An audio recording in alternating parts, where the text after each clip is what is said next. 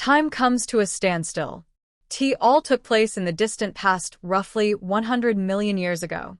No one knows the precise date, but that does not matter.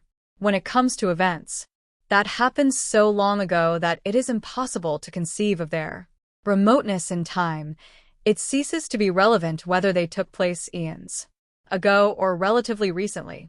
When we look up at the stars, we don't consider the fact that their light has taken millions of years to reach us. As far as we are concerned, the stars simply exist in the here and now.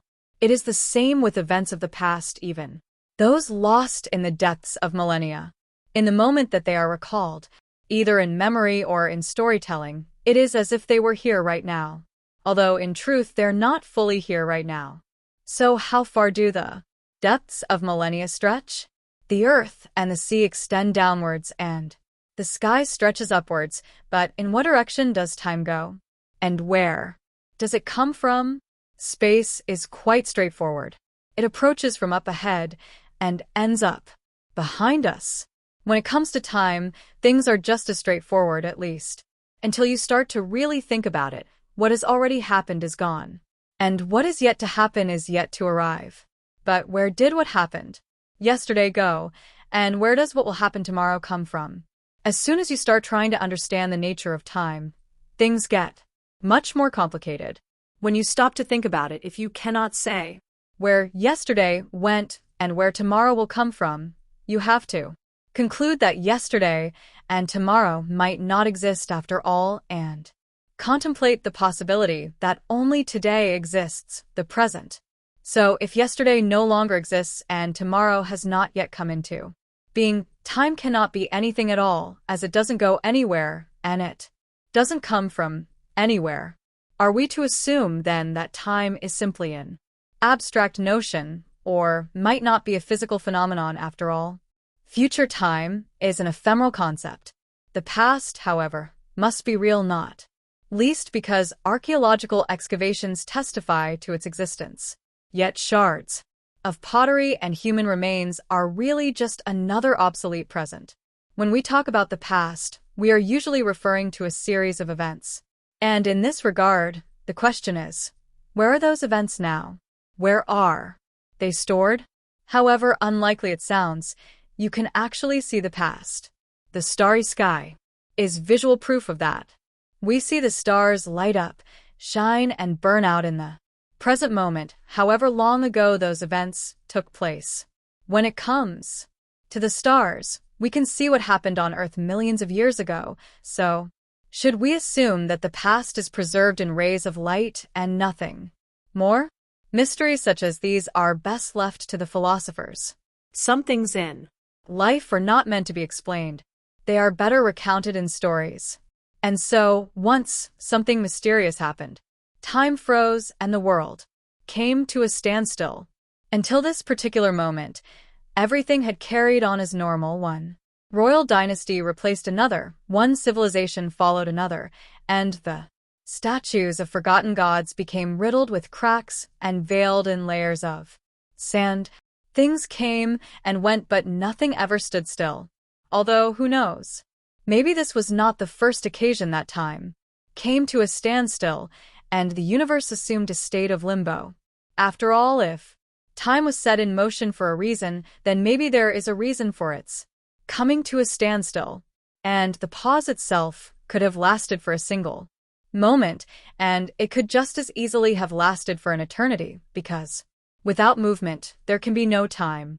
So, in that limitless moment of non-existence when nothing was supposed to happen, strangely, there was one place where something did happen.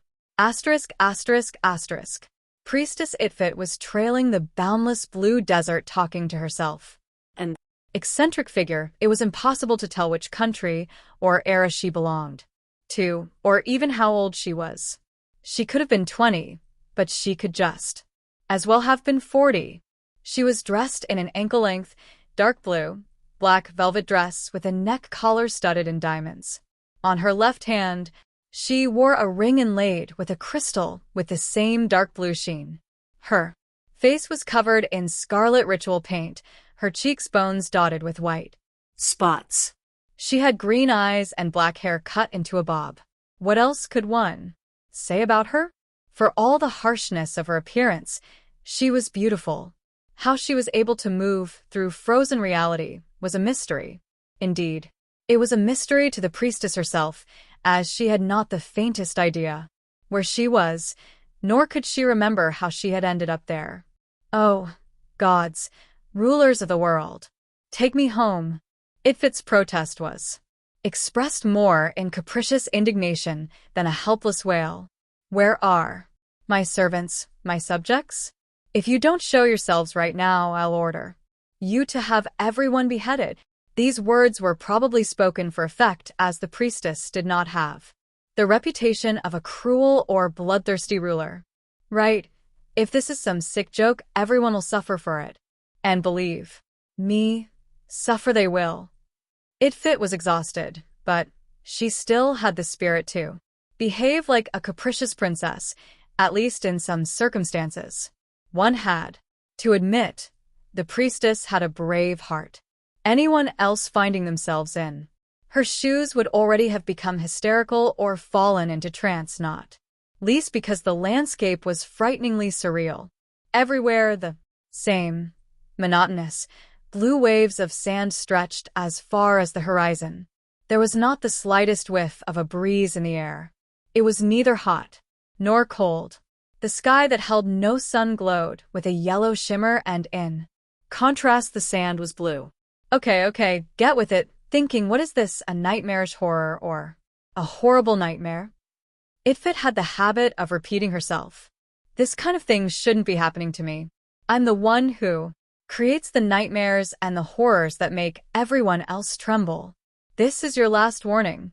If I'm not returned to my temple this instant, I'll get angry, and you know how terrifying that can be.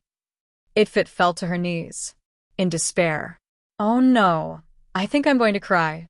Then it suddenly came to the priestess that she could barely remember who she was or where she was from. Vague fragments of memory were tangled in her mind. She recalled that she was a high priestess and ruler. She had a temple, ministers, a teacher, but she could not recall the details. She could not even remember her name. Oh, gods, who am I? No sooner had she spoken than a whisper appeared in the emptiness, flicking from one direction to another like an unsettled wind. Itfut. Priestess Itfut. Priestess. Strange, that is kind of like my name, and at the same time it isn't. The priestess muttered while looking around for the source of the voice. Whose? There? Threshold. The whisper responded. Threshold of what? Time. Where are you? Show yourself. But the whisper faded just as suddenly as it had appeared and did not respond.